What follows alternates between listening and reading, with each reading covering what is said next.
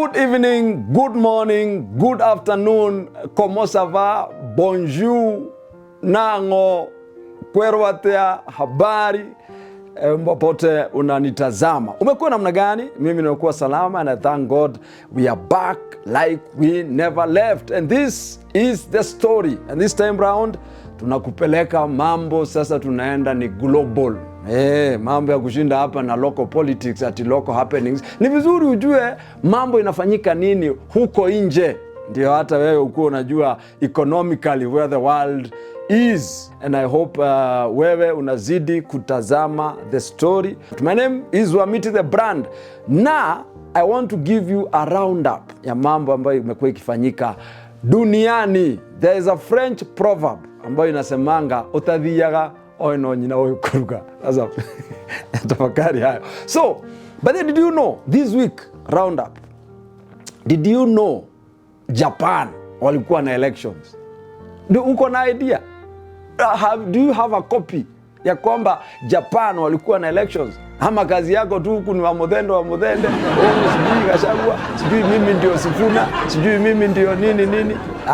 Sasa Japan walikuwa na elections. Na the prime minister anajulikana kama Sanae Taichi. Hiyo jina umewaisikia? Ama kazi ni ya Duoli? Anaitwa Sanae Taichi. Na ile chama ambayo alishinda nayo inajulikana kama LDP. LDP inamaanisha Liberal Democratic Party of Japan. Na niwacha nikupatia brief history ya hii chama na kwenye ilitoka. Hii chama was founded 1955 through a merger of two conservative parties pale Japan. Alright? Na walikuwa of course na ideologies tofauti ama zile zingebadilisha Japan na ekonomi yake. Of course ilikuwa ni general, conservative, pro-business na supportive of strong ties with United States. Hizo unasikia ni kama nakuambia vitu zina happen kwa hii dunia. So, the leader, nao mwenye sasa ameshinda, she's a lady, by the way. Her name is, nimekuambia, anaitwa, what is the name again? Sanae Taichi.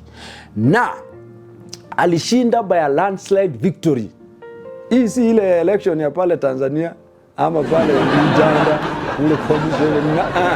hapa alishinda with the landslide victory. Na pale wanasemanga out of the, najua kuna ile majority, aliweza kushinda ama the chama ya LDP ilishinda na 316 out of 465 seats in the lower house, well above the 233 needed for the majority and crossing the 310 seats. Google about constitution ya uko na ujue mambo inafanyika nini. So, Taichi became Japan's first female prime minister. Haukujua? Sasa umejua. That was back in October 2025, last year. Na aliweza kudissolve parliament in 3 months. Ndio mambo, kwa sababu economy ya Japan ilikuwa inaenda to the shambles. So there's a big hope ya kwamba Japan will rise again under the female prime minister Taichi. Nimekwambia Taichi nani? Ushasahau. Ona sasa.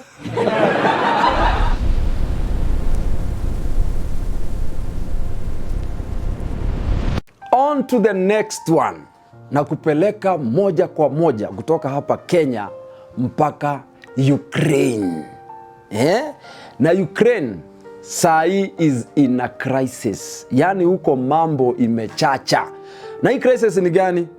Inaitwa it's enduring bitter cold without power. As a war inaenda kustrain infrastructure. Unajua saa ingine si ucheza na vitu kama infrastructure. Infrastructure ni nini? Roads, electricity connection. Basically yani ile mambo inafanya a country kuwe stable. So, Ukrainians are facing something we call sub-zero temperatures while enduring widespread outages na yote inakosiwa na wa Russia. Unajua historia ya Ukraine na Russia imekuwa ni vita. So Russia imekuwa ikituma ma drone strikes kwa kule Ukraine. So when that happens, unajua drone of course ni robot, si ati ni watu wako hapo ndani. So wanaenda wana strike for instance Kenya Power ya huko. Kenya Power ya huko. So kuna kuwa na noma ya power outages, na ujue power manzeni kitu moja inafanyanga vitu zisonge. So imefanya heating system na electricity are down. So most families saa hii wanadeal na wood stoves, yani wanapika na kuni na generator na improvised shelters, yani blackouts zimelast huko for days. Na pia unasikia zile drones zimetumwa huko, zimetumwa drones 400. Imagine 400 drones and 40 missiles according to the president sasa wa Ukraine, anaitwa Zelensky. Huko unajua Zelensky, note down Zelensky. So na hii kulingana na UN humanitarian wanasema hii inaweza cause a very hii ni kama itakuwa civil war, sababu wakati umeanza kulose, hamna stima, hamna maji, hamna shelter, what will happen? We are going to lose a country. Na hiyo ndio kitu moja inafanyanga ujue Kenyans we are far better. Ni vizuri ujue huko nje kunaenda aje ndio ujue tuko sawa. So ni story about Ukraine na Russia.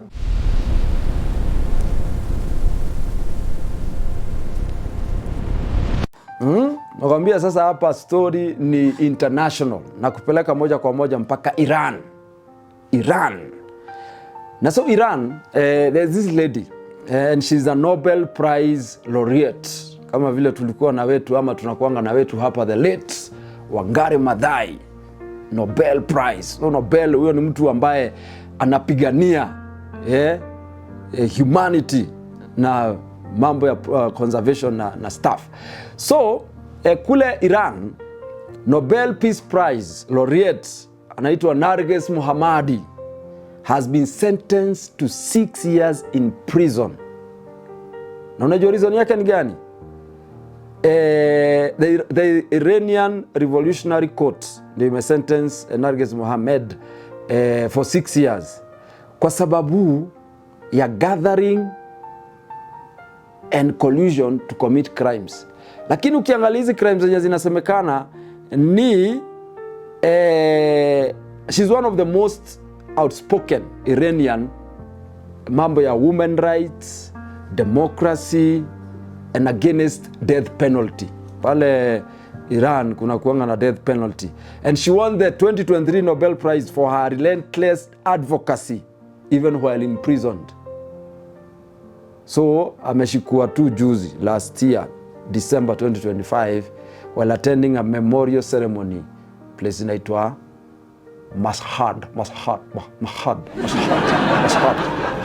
So manze, this lady amekuwa jela na apparently report ambayo inanifikia the desk ya the story ni kwamba she has gone on a hunger strike huko ndani ya jela, akisema manze zile vitu wanafanyiwa huko manze si poa. So that is what is happening.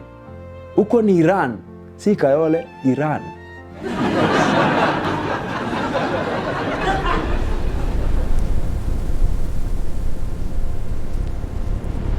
On to the next story. Sasa tunaingia hapa kwa majirani.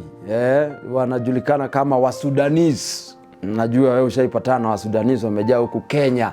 Na hao watu wafanyangi kazi, lakini wanakuanga na pesa. Ushainotice? Ladies. Valentine inakuja. Naona demu ufupi yako na msudi.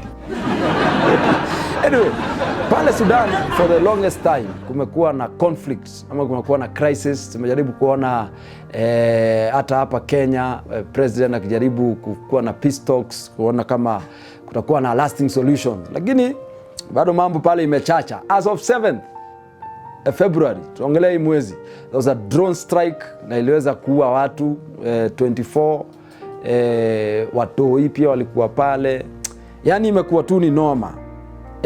Na the attack ilikuja days after juko WHO ama WFP, World Food Program convoy was struck na ikaua wasee pale. So hii crisis report inasema since 2023 Sudan war has displaced millions and killed over 40,000 people, with civilians increasingly targeted. Manze pale ni noma. We just hope for international intervention. Huko watu sasa ni kuhama. Huko inaita, unasikianga ile the great migration ya wildebeest. Sasa ni ya human. Jumanze imekuwa unbearable. Sikia manze ni watoi, watu tu wako tu biashara zao. So imekuwa ni noma.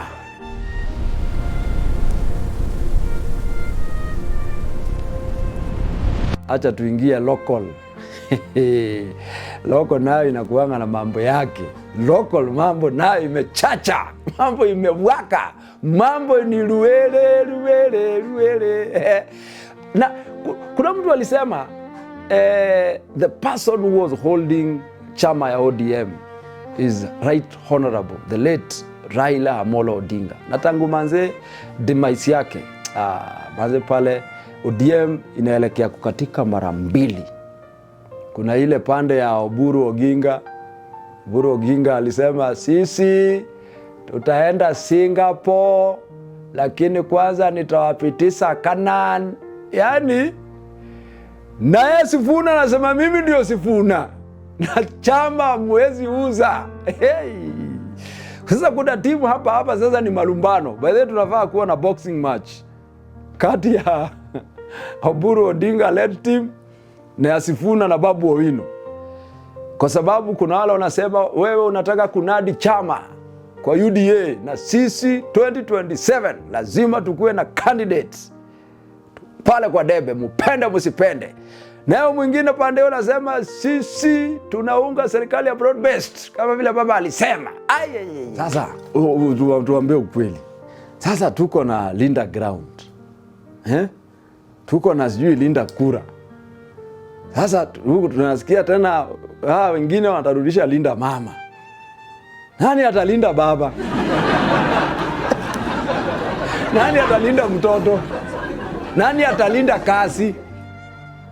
Hi cousins. Akuso. Nani atalinda? Wewe unalinda nini?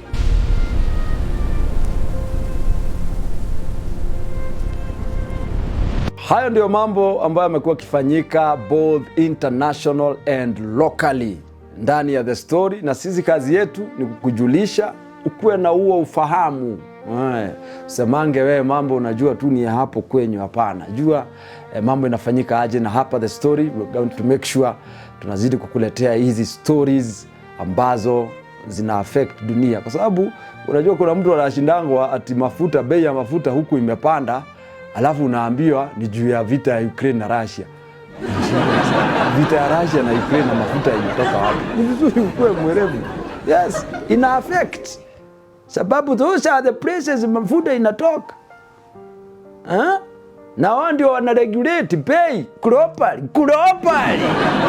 Anyway, thank you very much. I have been your host, Wamiti the Brand. Continue subscribing on our YouTube channel na pale kwenye Instagram, pale TikTok uweze kupata story round off ya wiki ya vile dunia imekuwa ikiendelea. Kwa hivyo usitafute place ingine, hapa ndani ya The Story tunakuandalia story za dunia nzima.